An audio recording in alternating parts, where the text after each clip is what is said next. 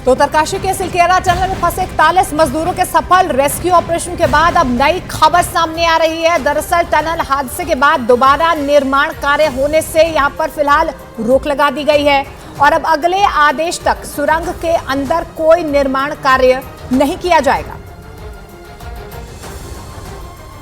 Tunnel के निर्माण का काम दोबारा शुरू होने से पहले मामले की जांच की जाएगी, जिसके लिए केंद्र सरकार की एक्सपर्ट टीम आज सुबह 11 बजे टनल हादसे वाली जगह पर पहुंचेगी।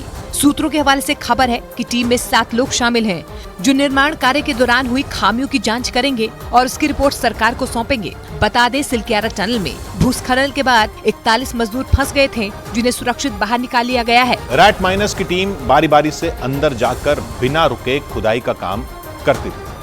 नतीजा ये हुआ कि 24 घंटे के अंदर ही 12 मीटर की ड्रिलिंग पूरी कर ली गई। इसके बाद पाइप की सुरंग से एनडीआरएफ की एक टीम फौरन मजदूरों तक पहुंच गई और फिर बिना वक्त गंवाए एक एक करके 17 दिन से सुरंग में फंसे 41 मजदूरों को निकालने का काम शुरू किया गया। मजदूरों को निकालने के लिए एनडीआरएफ की टीम सुरंग में पहिए लगे स्ट्रेचर के साथ पहुंची थी, क्योंकि रेस्क्यू टीम ये नहीं चाहती थी कि इतने दिनों से टनल में फंसे मजदूर रेंगते हुए 32 इंच चौड़े पाइप से बाहर आए। इसी वजह से एनडीआरएफ की टीम ने उन्हें पहिए लगे स्ट्रेचर से बाहर निकालने का प्लान तैयार किया था। मजदूरों तक पहुंचने के बाद रेस्क्यू टीम ने एक मजदूर को स्ट्रेचर पर लिटाया और फिर बाहर की तरफ खड़े जवानों ने उन्हें रस्सी की मदद से आसानी से खींच लिया। स्ट्रेचर में पहिए लगे होने की वजह से एक मजदूर को पाइप की सुरंग से बाहर आने में महज 2 से 3 मिनट का ही वक्त लगा। इसी तरह एनडीआरएफ के जवानों ने सभी मजदूरों को स्ट्रेचर के जरिए सुरक्षित बाहर निकाल लिया। रैट माइनर्स की टीम आसानी से ड्रिल करते हुए मजदूरों तक पहुंच गई, बल्कि 12 मीटर की खुदाई करने के दौरान उन्हें कई तरह की दिक्कतों का सामना करना पड़ा था, क्योंकि मलबे में आगे की तरफ सरियों और लोहे के पाइपों का जाल बिछा था, जो रैट माइनर्स यानी हाथों से खुदाई करने वाले मजदूरों के सामने सबसे बड़ी मुसीबत थी, क्योंकि उन लोगों को सरिये और लोहे के पाइपों को काट कर खुदाई का काम जारी रखना था। ऊपर से 32 इंच चौड़े पाइप के अंदर लोहा काटना नाको चने चबाने जैसा था। हालांकि रैट माइनर्स की टीम ने हिम्मत नहीं हारी। गैस कटर से हमने उसको कटवाया, वेल्डर लेके गए हम अंदर जी,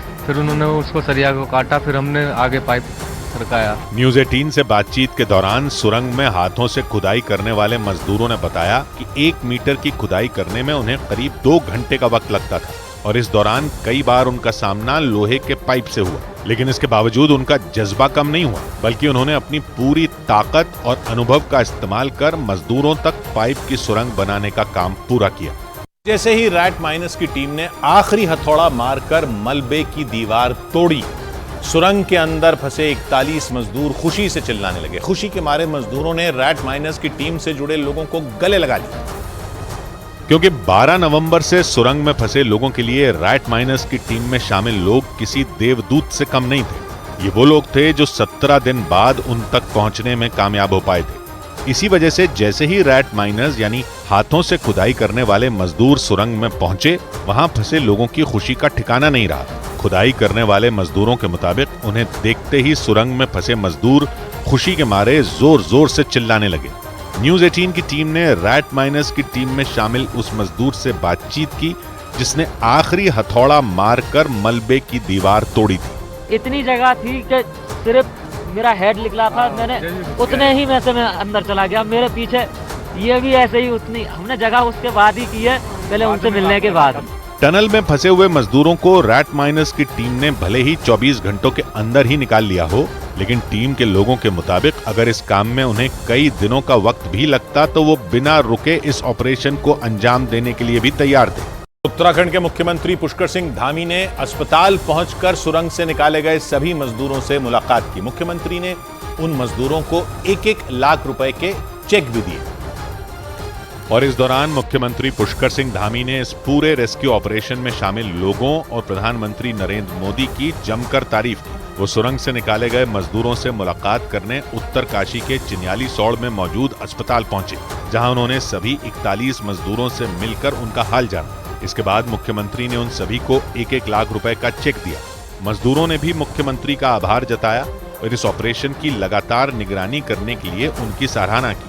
जब मजदूर सुरंग में फंसे थे, तब पुष्कर सिंह धामी ने न सिर्फ अपने अधिकारियों को लगातार निर्देश दिए थे, बल्कि उन्होंने मजदूरों से बातचीत कर उनका हौसला भी बढ़ाया था।